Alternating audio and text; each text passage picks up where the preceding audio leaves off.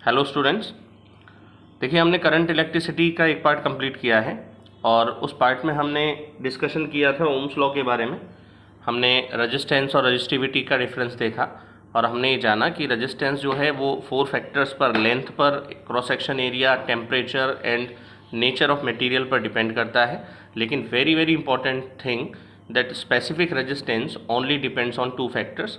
First one is temperature and other one is nature of material. Question हमने किए थे कि वायर को स्ट्रेच अगर कर दिया जाए तो किस तरह से उसका रेजिस्टेंस का वैल्यू चेंज होगा।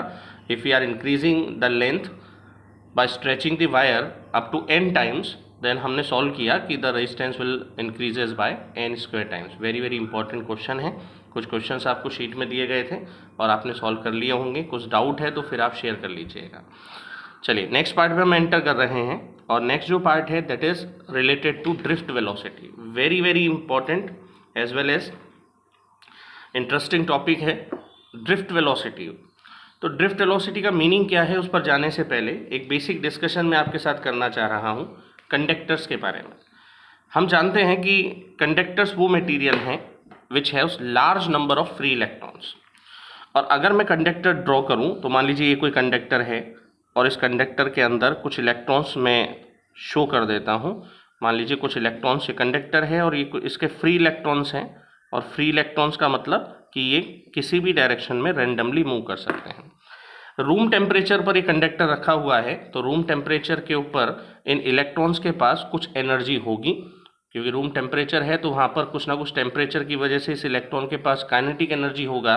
और उस काइनेटिक एनर्जी जो होगा उसको हम कहेंगे thermal kinetic energy. Due to this thermal kinetic energy ये जो इलेक्ट्रॉन्स हैं इनसाइड द कंडक्टर ये रेंडमली मूव करते रहते हैं, रेस्ट में नहीं रहते हैं। और रेंडमली जहाँ जिसकी मर्जी आ रही है वो इस तरह से रेंडमली मूव करता रहेगा। मान लीजिए n इलेक्ट्रॉन्स हैं इन टोटल। फर्स्ट इलेक्ट्रॉन की स्पीड है मान लीजिए u1, सेकेंड इलेक्ट्रॉन की स्पीड है मान लीजिए u2 और nth इलेक्ट्रॉन की स्पीड है un। तो जब सबका रैंडम मोशन होता है तो इन सबका एवरेज अगर थर्मल वेलोसिटी निकाला जाए तो u1 vector plus u2 vector till un vector divided by n, ये सबका एवरेज हो गया and that should be equals to 0।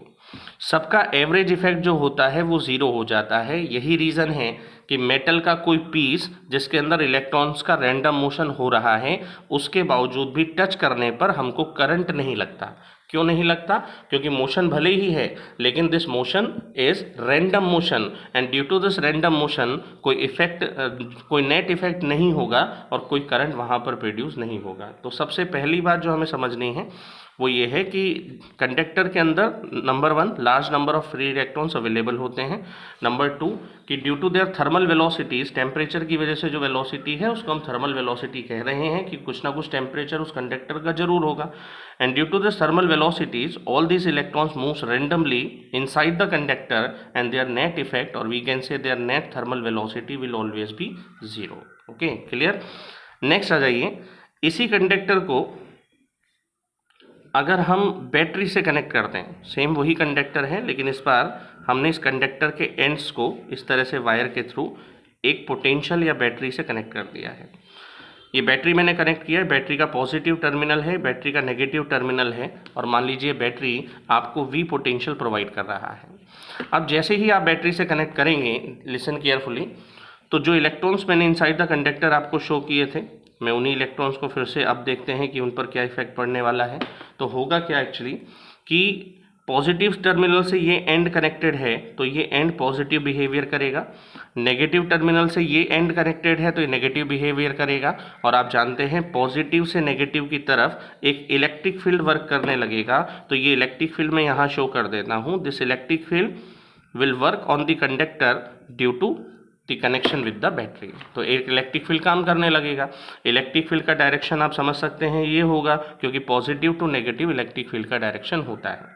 Due to presence of this electric field, मुझे एक बात बताइए कि ये जो इलेक्ट्रॉन्स अभी तक रैंडम मोशन कर रहे थे, जैसे ही आप इन पर एक इलेक्ट्रिक फील्ड अप्लाई करेंगे तो इलेक्ट्रिक फील्ड की वजह से इन चार्ज पार्टिकल्स पर electrons have the negative charge, एक फोर्स वर्क करेगा और उस फोर्स का वैल्यू हम जानते हैं F is equals to Q E से कैलकुलेट करते हैं। चैप्टर 1 में आपने पढ़ा है the force F is equals to Q E. अब मुझे बताइए Q का मतलब है चार्ज, और इलेक्ट्रॉन का जो चार्ज होता है वो माइनस ई होता है, क्योंकि वेक्टर फॉर्म में लिख रहे हैं तो विद साइन लेना होगा। तो F vector is equals to minus E capital E बनेगा, that will be the force which will work now on the electrons, क्योंकि इलेक्ट्रिक फील्ड अब प्रेजेंट है। पिछले वाले केस में कोई इलेक्ट्रिक फील्ड प्रेजेंट नहीं था तो यहाँ पर फोर्स नहीं लग रहा था। अब जैसे ही फोर्स लगेगा तो ये इलेक्ट्रॉन जो अब तक इधर उधर रैंडम मोशन कर रहे थे, ये अब एक पर्टिकुलर डायरेक्शन में चलने लगेंगे, और वो पर्टिकुलर डायरेक्शन कौन सा होगा? All these electrons begins to move towards the positive terminal of the battery. क्यों? क्योंकि पॉजिटिव टर्मिनल जो होता है वो इन इलेक्ट्रॉन्स को अट्रैक्ट करता है, और due to this attraction all the electrons which are in random motion, now all the electrons will begin to move towards the positive terminal of the battery। दूसरी बात, इलेक्ट्रॉन जब मूव करेंगे, एक देख लीजिएगा अभी तक सारे इधर उधर रैंडम मोशन कर रहे थे, लेकिन अब इलेक्ट्रिक फील्ड की प्रेजेंस में इनका मोशन हो गया है continuous. Listen carefully, this motion is random motion in the absence of electric field, but this motion is continuous motion because all the electrons are moving in the same direction towards the positive terminal, or we can say in the opposite direction of the electric field. Listen carefully, when we applying the electric field, then all the electrons are moving in the opposite direction of the electric field. electric field के opposite जा रहे हैं, क्योंकि आप जानते हैं कि negative charge जो होता है उस पर फोर्स हमेशा इलेक्ट्रिक फील्ड के अगेंस्ट लगता है, डाइपोल वाले केस में हमने देखा था। So this continuous motion in the presence of electric field is known as drift motion। ये drift motion होगा। ड्रिफ्ट का मतलब होता है घसीट कर ले जाना, मतलब मजबूर करके ले जाना, मतलब मैं जाना नहीं चाह रहा हूँ, अगर आप ज़बरदस्ती मुझे लेकर जाएंगे किसी इन्फ्लुएंस की वजह से तो उस मोशन को ड्रिफ्ट मोशन कहा जाएगा। तो इलेक्ट्रिक फील्ड की इन्फ्लुएंस की वजह से ऑल द इलेक्ट्रॉन्स जो अभी तक रैंडम मोशन में थे टुवर्ड्स द पॉजिटिव या against the electric field movement करने लगे। This motion is known as drift motion, and the velocity जो अब हो जाएगा उसको हम कहेंगे ड्रिफ्ट वेलोसिटी। वेलोसिटी चेंज हो जाएगा। पहले देखिए फर्स्ट इलेक्ट्रॉन का वेलोसिटी u1 था, अभी ऐसे रिलेशन क्योंकि फोर्स वर्क कर रहा है, और आप जानते हैं by second law of motion F is equals to ma लिख सकते हैं, that should be equals to minus E capital E. अगर मुझे a का वैल्यू चाहिए तो acceleration will becomes minus small E capital E upon m, that will be the value of acceleration जो electrons पर work करेगा, सभी electrons पर वर्क करेगा। और बताइए जब इलेक्ट्रॉन पर ऐसे रिलेशन वर्क कर रहा है अब, तो डेफिनेटली उनका वेलोसिटी कुछ चेंज हो जाएगा, और जो वेलोसिटी चेंज होने के बाद हो जाएगा उस वेलोसिटी को ही कहा जाएगा क्या? Drift velocity. ओके, मान लीजिए। अच्छा, दूसरी बात, एक और टॉपिक पर जाने से पहले हमें थोड़ा सा डिस्कशन करना होगा फ्री पाथ पर। आप याद कीजिए क्लास 11th में जब आप गैस मॉलिक्यूल्स का मोशन पढ़ते थे तो आप इस तरह से बात करते थे कि मान लीजिए गैस के मॉलिक्यूल्स हैं, और मॉलिक्यूल्स जो होते हैं वो कंटिन्यूस मोशन में होते हैं, और जब आगे बढ़ते हैं तो वो कंटिन्यूसली कोलाइड करते हैं with each other and with the walls of the container. ध्यान से सुनिएगा। तो जब ये गैस मॉलिक्यूल आगे चलता था, यहाँ कोलाइड करता था, फिर यहाँ कोलाइड करता था, फिर यहाँ कोलाइड करता था, तो दो सक्सेसिव कोलिजन्स के बीच में पहला कोलिजन इसने यहाँ किया है, दूसरा कोलिजन यहाँ किया है, इन दोनों कोलिजन्स के बीच में ये जो पाथ होता था, इस पाथ को आप कहते थे फ्री पाथ। क्यों कहते थे? क्योंकि इस पाथ के दौरान उसकी वेलोसिटी में कोई इंक्रीमेंट नहीं होता था और वो हमेशा एक स्ट्रेट लाइन के अलोंग मूव करता था। तो this path is known as free path, और इस फ्री पाथ को लैम्डा से आप डिनोट करते थे। करेक्ट है? तो यहाँ से लेकर यहाँ तक, क्योंकि इसकी वेलोसिटी में कोई चेंज नहीं होगा, इसका मतलब यहाँ से लेकर यहाँ तक ये सेम वेलोसिटी से मूव करेगा। मान लीजिए जो टाइम है इसको हम टॉ सिंबल से रिप्रेजेंट कर रहे हैं, और इसको हम कहते हैं रिलैक्सेशन टाइम। ध्यान से सुनिएगा। What is relaxation time? The time between two successive collisions is known as relaxation time, और ये relaxation time वो है जिसमें velocity में कोई further increment नहीं होता था। करेक्ट है? अब मुझे एक बात बताइए कि पहले velocity, जैसे ये फर्स्ट इलेक्ट्रॉन था, इसकी इनिशियल वेलोसिटी थी u1, अभी इस पर ऐसा रिलेशन वर्क कर रहा है, और मान लीजिए ये फर्स्ट इलेक्ट्रॉन इस तरह से जब मूवमेंट करेगा तो ये इलेक्ट्रॉन भी एटम्स के साथ कोलाइड करते हैं। मैं आपको यहाँ एक्सप्लेन करूँ। जब किसी कंडक्टर के अंदर, क्योंकि कंडक्टर है large number of free electrons as well as atoms भी होते हैं, ये मैं एटम्स इसके शो कर देता हूँ। जब मान लीजिए ये इलेक्ट्रॉन आगे की तरफ प्रोसीड करेगा, तो जब ये आगे चलेगा due to attraction of the positive terminal, तो ये इलेक्ट्रॉन इस एटम के साथ जाकर कोलाइड करेगा, फिर ये इस एटम के साथ कोलाइड करेगा, फिर ये आगे और बढ़ेगा, इस एटम के साथ कोलाइड करेगा, इसके साथ कोलाइड करेगा। ध्यान से सुनिएगा, अल्टीमेटली इलेक्ट्रॉन जा तो रहा है पॉजिटिव टर्मिनल की तरफ, लेकिन वो इस तरह से स्ट्रेट मूवमेंट नहीं करता, वो इस तरह से जिगजैग पाथ पर मूव करता है।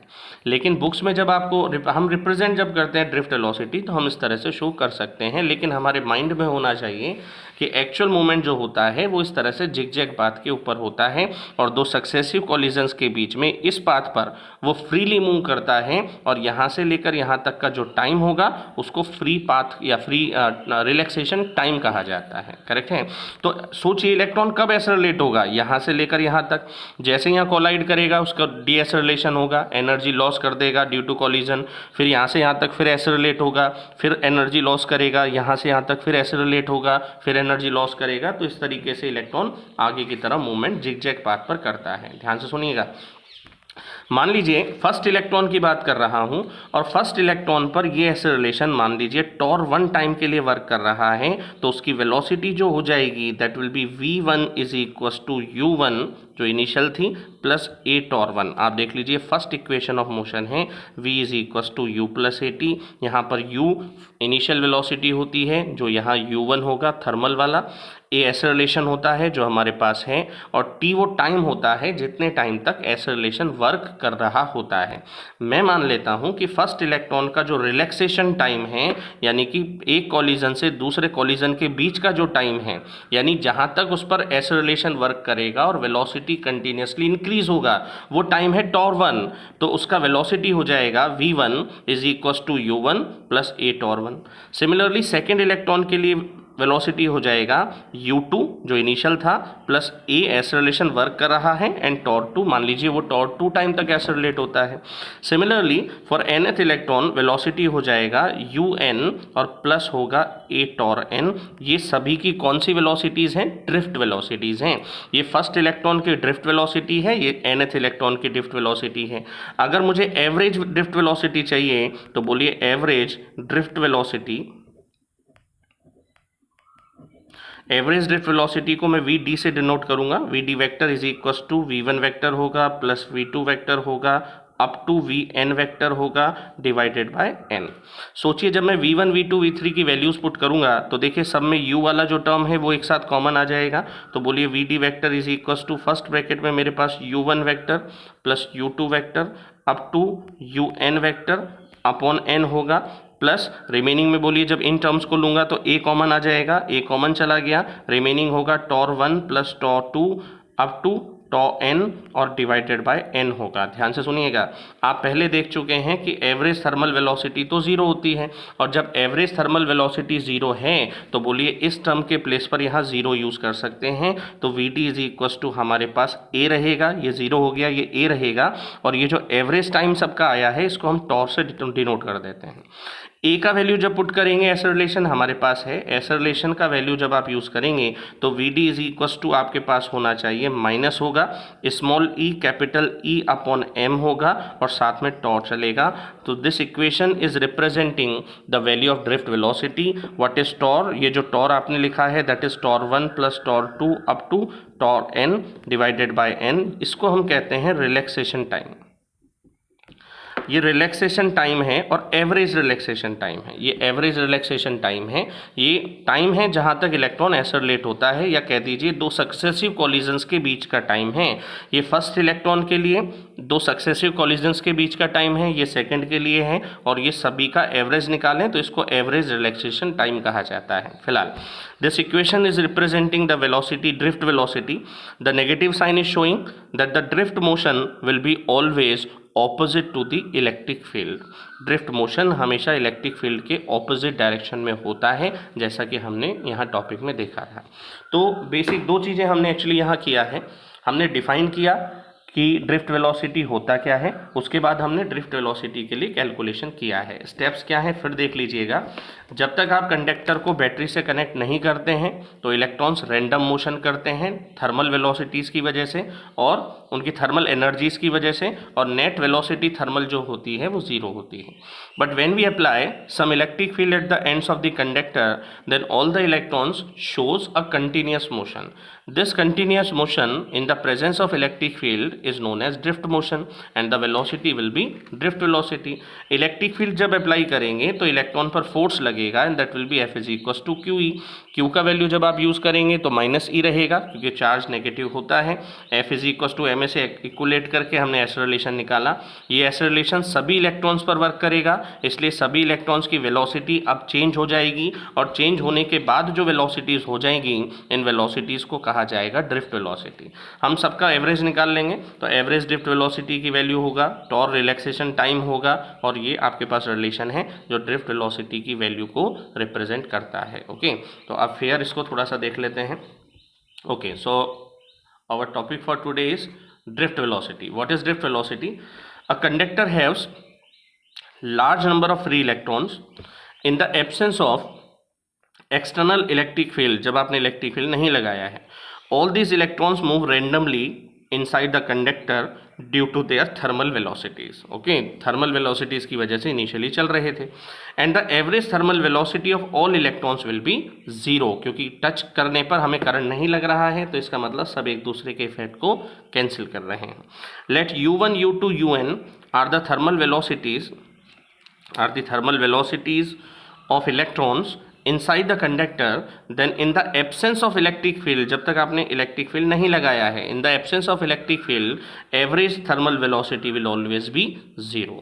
ये मोशन है जहाँ रैंडम मोशन आप शो कर रहे हैं।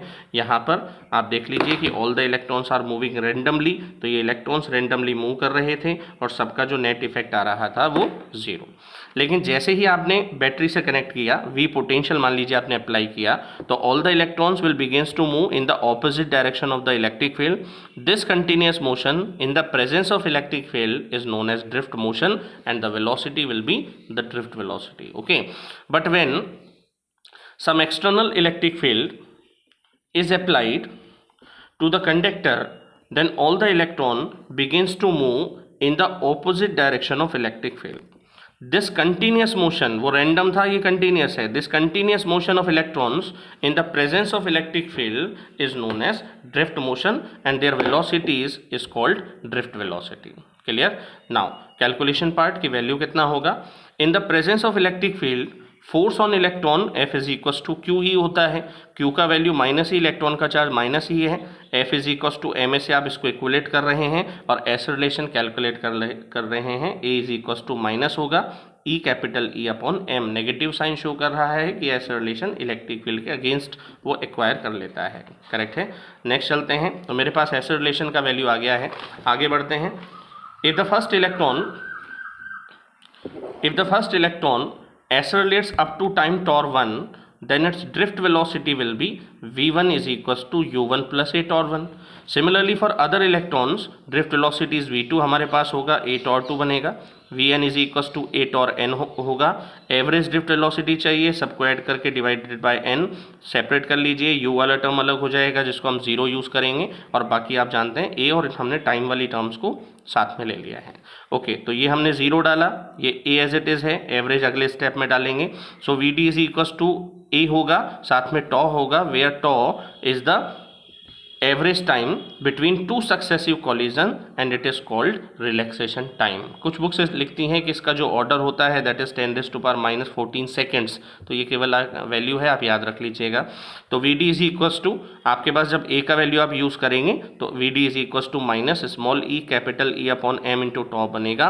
तो negative sign is indicating that drift velocity is always against the electric field. Correct है। ध्यान से सुनिएगा, ये 1 मार्क्स में क्वेश्चन आया है, वेरी वेरी इंपॉर्टेंट क्वेश्चन है और काफ़ी बार पूछा गया है। क्वेश्चन क्या है कि if the temperature is increase, listen carefully, if the temperature is increase then the kinetic energy of electron also increases. आप जानते हैं थर्मल काइनेटिक एनर्जी आपने गैस मॉलिक्यूल्स के लिए याद कीजिए, हम CRMS कैलकुलेट करते थे, √3RT अपॉन m होता था।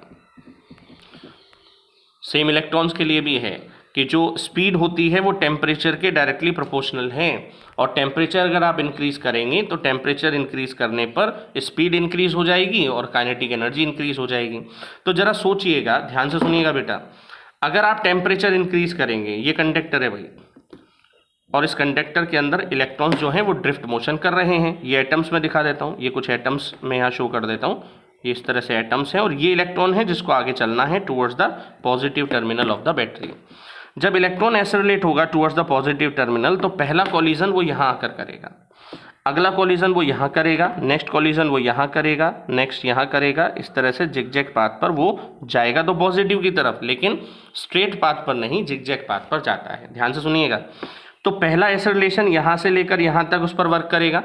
जैसे ही कॉलिजन करेगा, कॉलिजन इनइलास्टिक होता है तो एनर्जी लॉस करेगा और फिर से यहाँ से लेकर यहाँ तक फिर एक्सेलरेट होगा, ओके, क्योंकि वो फ्री पाथ है, कोई डिस्टर्ब उसको नहीं कर रहा है। सोचिएगा कि अगर हम टेम्परेचर को इंक्रीज कर दें तो इस इलेक्ट्रॉन की स्पीड भी इंक्रीज हो जाएगी, और जब स्पीड इंक्रीज हो जाएगी तो बताइए यहाँ से यहाँ तक कॉलिजन करने में जो टाइम इसको लग रहा था, जिसको हम टॉर से डिनोट कर रहे हैं, एवरेज बात कर लेता हूँ, तो जब इलेक्ट्रॉन की स्पीड बढ़ जाएगी तो ये जल्दी चलने लगेगा, फास्ट चलने लगेगा, और बताइए यहाँ जल्दी कॉलिजन करेगा, आगे भी कॉलिजन जल्दी करेगा। तो बोलिए जल्दी जल्दी जब कॉलिजन होने लगेंगे तो बताइए जो टाइम है जिसको हम रिलैक्सेशन टाइम कह रहे हैं ये डिक्रीज हो जाएगा।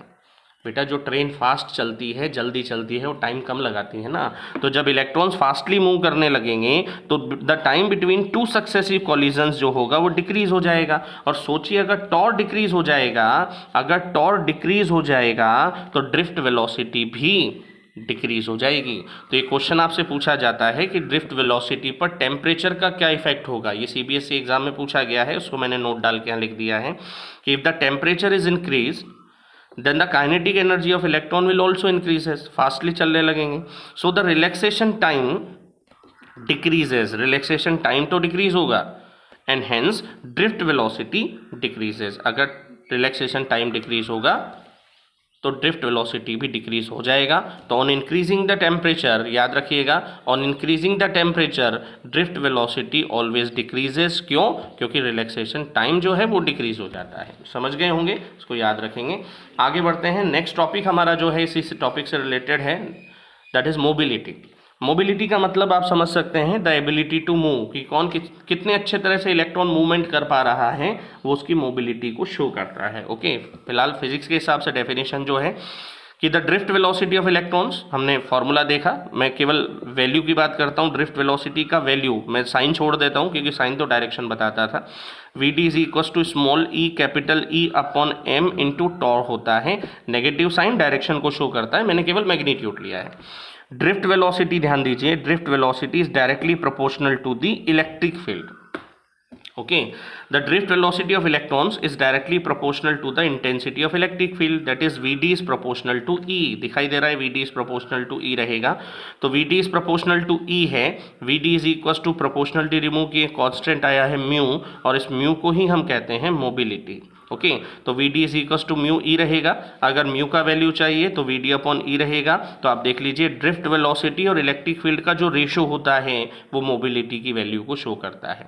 अगर हम ड्रिफ्ट वेलोसिटी की वैल्यू पुट कर दें, small E capital E upon M into tau, E cancel हो जाएगा और आपके पास मोबिलिटी का वैल्यू जो होगा that will be E tau upon M. आप देख लीजिए ई इलेक्ट्रॉनिक चार्ज है जो कांस्टेंट है, एम इलेक्ट्रॉन का मास है, कांस्टेंट है, और टॉर आप जानते हैं टेम्परेचर पर डिपेंड करता है, अभी पीछे हमने देखा। तो मोबिलिटी जो है, so the ratio of the drift velocity and the electric field is called the mobility and it depends on the temperature, ये टेम्परेचर पर डिपेंड करती है। ओके, यूनिट की जहाँ तक बात है तो देखिए ड्रिफ्ट वेलोसिटी का जो यूनिट है that is metre per second.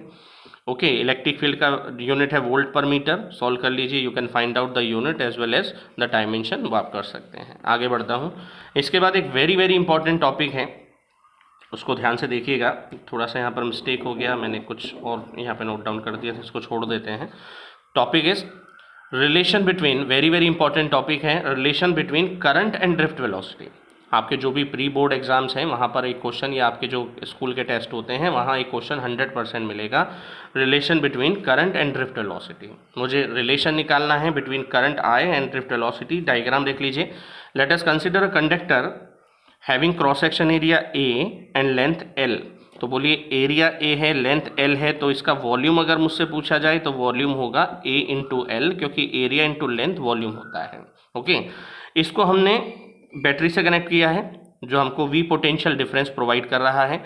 जैसे ही पोटेंशियल लगाया है मतलब इलेक्ट्रिक फील्ड यहाँ प्रेजेंट है, इलेक्ट्रॉन्स मूवमेंट करेंगे अगेंस्ट इलेक्ट्रिक फील्ड क्योंकि वो ड्रिफ्ट मोशन में है, और एवरेज ड्रिफ्ट वेलोसिटी यहाँ मैंने दिखाया है ये VD होगा। और जब इलेक्ट्रॉन का मूवमेंट हो रहा है तो करंट फ्लो करेगा। ध्यान फिर देख लीजिएगा, करंट की direction positive to negative terminal होती है और इलेक्ट्रॉन्स के मोशन के ऑपोजिट डायरेक्शन में होती है। इलेक्ट्रॉन के मोशन, ये हमने चैप्टर के स्टार्टिंग में बात किया था कि जो करंट है वो हमेशा इलेक्ट्रॉन्स के मूवमेंट के ऑपोजिट डायरेक्शन में होता है। खैर, डायग्राम क्लियर है। मान लीजिए इसका कैलकुलेशन मैं आपको एक्सप्लेन कर देता हूं कि जो कंडक्टर आपने एज्यूम किया है एरिया ए लेंथ एल मान रहे हैं, वॉल्यूम इसका जो होगा that volume will be equals to A into L. Clear? Let this conductor haves n electrons in unit volume. तो अगर बोलिए यूनिट वॉल्यूम में n इलेक्ट्रॉन्स हैं तो इसका टोटल वॉल्यूम तो a इंटू एल है, तो टोटल इलेक्ट्रॉन्स कितने होंगे? Total electrons let capital N मान लेता हूं, क्या वो NaL होंगे? क्योंकि यूनिट वॉल्यूम में n इलेक्ट्रॉन है, इसका वॉल्यूम है Al, तो total number of electrons inside the conductor होगा NaL। अच्छा, सिंगल इलेक्ट्रॉन पर चार्ज होता है E, तो बोलिए इन सभी इलेक्ट्रॉन्स पर, टोटल इलेक्ट्रॉन इतने हैं, इन सभी पर जो टोटल चार्ज होगा Q will be equals to NaL, ये तो नंबर हो गया, और साथ में E that will be the total charge inside the conductor. यहाँ हमने नेगेटिव साइन इसलिए नहीं लिया क्योंकि हम केवल मैग्नीट्यूड वाला पार्ट कैलकुलेट कर रहे हैं, कोई डायरेक्शन की बात यहाँ नहीं होगा, क्योंकि करंट आप जानते हैं स्केलर क्वांटिटी होता है, चार्ज आप जानते हैं स्केलर है, और स्केलर क्वांटिटी जब आप कैलकुलेट कर रहे हैं तो माइनस ही नहीं लेंगे, ई आपको लेना है। लेकिन वेक्टर क्वांटिटी जब आप कैलकुलेट कर रहे थे इलेक्ट्रिक फील्ड, तो उस इलेक्ट्रिक फील्ड को कैलकुलेट करने के लिए, यहीं पर देख लीजिए, इस इलेक्ट्रिक फील्ड को कैलकुलेट करने के लिए आप वहाँ पर पॉजिटिव साइन लेते हैं, विथ साइन लेते हैं। ओके, चलिए, तो Q का वैल्यू आ गया, चार्ज कितना है। अब मुझे एक बात बताइए कि इलेक्ट्रॉन कौन सी वेलोसिटी से मूव कर रहा है? ड्रिफ्ट। तो इलेक्ट्रॉन को यहाँ से लेकर यहाँ तक, यानी एक एंड से दूसरे एंड तक जाने में जो टाइम लगेगा, time is equal to distance upon speed होता है। बोलिए यहाँ से यहाँ का डिस्टेंस है L और स्पीड उसका है VD, तो time taken by the electron from one and to another L upon VD होगा। आप जानते हैं करंट का फॉर्मूला है Q अपॉन T, Q का वैल्यू हमारे पास है NaLe अपॉन T, हमारे पास है ये रहा L अपॉन VD। ध्यान से देखेंगे तो L कैंसिल हो जाएगा और I इज इक्वल टू आपके पास होगा N E, यहाँ से A और VD रिवर्स होके ऊपर जाएगा VD। This is the relation between drift velocity and current. तो हमें करना क्या है, हमें ये निकालना है कि टोटल चार्ज इसके अंदर कितना है, हमें ये निकालना है कि कितना टाइम उसको लग रहा है in moving from one and to another, उसके बाद चार्ज अपॉन टाइम करके हम रिलेशन कैलकुलेट करेंगे। ओके, तो ऐसा ही कुछ किया है कि if there are n electrons in unit volume then total number of electrons inside the conductor, total number of electrons होंगे n into Al, Al is the volume. Charge on each electron is E, so total charge inside the conductor Q is equal to NE बनेगा, और quantization law है, और Q is equal to आपके पास NaLe रहेगा। ये तो आपका total charge equation 1 हो गया। ओके, आगे बढ़ते हैं। इसके बाद now the time taken by the electron, now the time taken by the electron from one end to other, T is equals to L upon VD रहेगा। करंट की value आप जानते हैं I is equals to Q upon T, दोनों values आप डालेंगे तो relation I is equals to NaVD होगा, सिंपल सा रिलेशन है। ओके, चलिए अब एक टॉपिक और मैं कर देता हूँ साथ में ही क्योंकि रिलेटेड है, डिडक्शन ऑफ ओम्स लॉ। हमें ओम्स लॉ डिड्यूस करना है और यूजिंग ड्रिफ्ट वेलोसिटी। ओके, तो मुझे एक बात बताइए, ड्रिफ्ट वेलोसिटी मैग्नीट्यूड की बात कर रहा हूँ, drift velocity VD is equal to small e capital E upon m into tau होता है। If V is the potential difference applied to the ends of the conductor, आप देखिए डायग्राम जो हमने बनाया था, हमने बैटरी जो कनेक्ट की थी, पोटेंशियल डिफरेंस V, तो अगर V पोटेंशियल डिफरेंस है, L इसका लेंथ है, तो इलेक्ट्रिक फील्ड का जो फॉर्मूला होगा that will B V upon L। याद कीजिए चैप्टर नंबर 2 में आप पढ़ के आए हैं E is equal to dV upon dt, sorry dV upon dx। Potential gradient जो है वो इलेक्ट्रिक फील्ड के इक्वल होता है, अगेंस्ट की बात आपने किया था। खैर, तो यहाँ पर इलेक्ट्रिक फील्ड जो होगा पोटेंशियल अपॉन लेंथ होगा, तो पोटेंशियल आप देख लीजिए change in potential upon distance होता है। तो इलेक्ट्रिक फील्ड का वैल्यू अगर मुझे चाहिए, V पोटेंशियल है, L इसका लेंथ है, तो द इलेक्ट्रिक फील्ड का जो वैल्यू होगा that will B V upon L। तो V अपॉन L हम इलेक्ट्रिक फील्ड के प्लेस पर यहाँ यूज़ कर लेंगे। तो आप मुझे बताइए, if V is the potential difference applied to the ends of the conductor then electric field is equals to potential upon distance होता है, तो V अपॉन L होगा। यूज़ कर लेता हूँ, तो VD is equals to E हो गया। E के प्लेस पर देखिए V अपॉन L आ गया और बाकी सब कुछ वही है। नाउ द करंट, अभी रिलेशन निकाला कि करंट का जो फॉर्मूला होता है drift velocity and relation current का, that is I is equals to NEA/VD। इस VD की वैल्यू को यहाँ यूज़ कीजिए, तो देखिए NEA एज इट इज़ है और VD का वैल्यू आप यूज़ करेंगे तो EV अपॉन ML होगा और साथ में रहेगा टॉर्क। अरेंज कर लीजिए, मुझे रिलेशन चाहिए ओम्स लॉ का, मतलब वोल्टेज और करंट में चाहिए।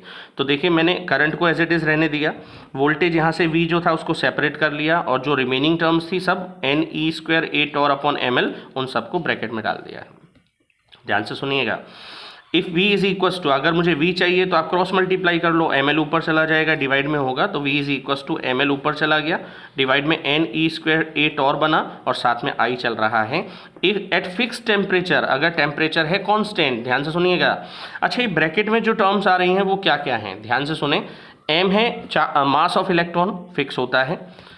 N है number of electrons in unit volume, ये कंडक्टर के नेचर पर डिपेंड करता है, मतलब कॉपर के लिए N का वैल्यू अलग होगा, सिल्वर के लिए N का वैल्यू डिफरेंट होगा, तो ये मटेरियल के नेचर पर डिपेंड करता है। ओके, फिलहाल मैं बात कर रहा हूँ कांस्टेंट क्या क्या है। M है मास ऑफ इलेक्ट्रॉन, कांस्टेंट है। E है चार्ज ऑफ इलेक्ट्रॉन, कांस्टेंट है। A है area of cross section, constant है। L है length of the conductor, constant है। ड्यूरिंग द प्रैक्टिकल तो ये चेंज नहीं होता है। बाकी क्या क्या रह गया, देखिए बाकी रह गया N जो नेचर ऑफ मटेरियल है, कॉपर का वायर ही अगर पूरे प्रैक्टिकल में जुड़ा हुआ है तो ये भी कांस्टेंट है। और टॉर क्या है, रिलैक्सेशन टाइम, अभी पीछे देख के आए थे, वो टेम्परेचर पे डिपेंड करता है।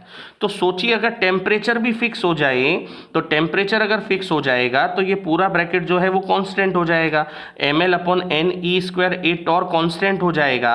और अगर ये कांस्टेंट हो गया है तो बोलिए क्या V और I डायरेक्टली प्रोपोर्शनल नहीं हो जाएंगे? और अगर V और I डायरेक्टली प्रोपोर्शनल हैं, लेकिन ये कब हैं, जब टेम्परेचर रहे फिक्स। इसीलिए आप याद कीजिए, पिछले टॉपिक में जब हम ओम्स लॉ पढ़ रहे थे तो मैंने आपसे कहा था कि Ohm's law is applicable only in that situation when physical properties like temperature, pressure remains extra, तो टेम्परेचर रिमेन्स कांस्टेंट। तो टेम्परेचर अगर फिक्स है, अगर टेम्परेचर कांस्टेंट है, तभी ऐसा होता है कि टॉर कांस्टेंट हो जाए। अगर ये कांस्टेंट हो जाएगा तो V is proportional to I होगा, जो ओम्स लॉ को प्रूव करता है। ओके, दूसरी बात, बाय ओम्स लॉ आप जानते हैं V is equal to RI होता है। अगर मैं इन दोनों इक्वेशंस को इक्विलेट करूं तो बोलिए R का जो वैल्यू निकल कर आता है that is ML upon NE² AN tau. This equation is very very important and this equation is representing actually the value of resistance. Resistance का ये फॉर्मूला है और इसी फॉर्मूले को अगर आप ध्यान से देखें तो आपको नजर आ जाएगा, ध्यान से देखिएगा कि रेजिस्टेंस जो है वो 4 फैक्टर्स पे डिपेंड करता है। लिसन केयरफुली, देखिए मास तो कांस्टेंट है, इसको छोड़ देता हूँ मैं, इस पे सर्किल कर देता हूँ, ये तो कांस्टेंट है, इसको हमने छोड़ दिया। ओके, मास इलेक्ट्रॉन का कांस्टेंट रहता है, छोड़ दीजिए। इलेक्ट्रॉन का चार्ज कांस्टेंट रहता है, छोड़ दीजिए। अब आप बताइए क्या आपका रेजिस्टेंस 4 फैक्टर्स पे डिपेंड नहीं कर रहा? जो पिछले एक वीडियो में मैंने आपसे कहा था कि रेजिस्टेंस जो है वो 4 फैक्टर्स पे डिपेंड करता है। कौन कौन से 4 फैक्टर्स है, एक बार फिर देख लीजिए, आपके सामने आ रहे हैं। सबसे पहला रेजिस्टेंस लेंथ पे डिपेंड करेगा, डायरेक्टली प्रोपोर्शनल है लेंथ के। नंबर 2 आप देख लीजिए, रेजिस्टेंस इन्वर्सली प्रोपोर्शनल है एरिया के, तो इन्वर्सली प्रोपोर्शनल है एरिया के। सेकंड डिपेंडेंस हो गया, लेंथ हो गया, क्रॉस सेक्शन एरिया हो गया। नंबर 3 नेचर ऑफ मटेरियल, ये N की प्रेजेंस मैंने कहा है, N है number of electrons in unit volume, और ये अलग अलग मटेरियल्स के लिए अलग अलग होता है, तो नेचर हो गया, तो ये नेचर हो गया। लास्ट रह गया टॉर, और टॉर मैंने कहा टॉर जो है वो टाइम पे डिपेंड करता, सॉरी टेम्परेचर पे डिपेंड करता है। तो रेजिस्टेंस भी 4 फैक्टर्स पे डिपेंड करेगा। नंबर 1 लेंथ क्या है, एरिया क्या है, नेचर ऑफ मटेरियल क्या है और टेम्परेचर क्या है। This portion is very very important कि यहाँ गलती होने की पॉसिबिलिटी बहुत ज़्यादा होती है। लेकिन अगर बात करें स्पेसिफिक रेजिस्टेंस की, तो आप जानते हैं स्पेसिफिक रेजिस्टेंस अगर आपको लिखना है तो आपको लेंथ को 1 डालना पड़ेगा, एरिया को 1 मीटर स्क्वायर डालना पड़ेगा। इस रिलेशन में पुट करके देख लो तो रो का जो फॉर्मूला बनेगा that will B m upon, ध्यान से देखना, n होगा, ई स्क्वायर होगा और टॉर होगा। तो आप देख लीजिए स्पेसिफिक रेजिस्टेंस केवल दो बातों पे डिपेंड कर रहा है, एक तो नेचर ऑफ मटेरियल क्या है और दूसरा टेम्परेचर क्या है। अगला जो टॉपिक हमारा होगा नेक्स्ट वीडियो में, हम टेम्परेचर का क्या इफेक्ट होगा इसी पर बात करेंगे। अगले टॉपिक में, अगले वीडियो में हम डिस्कस करेंगे कि रेजिस्टेंस या रेजिस्टिविटी टेम्परेचर के साथ किस तरह से वेरी करते हैं, वो हमारे नेक्स्ट वीडियो में डिस्कशन होगा।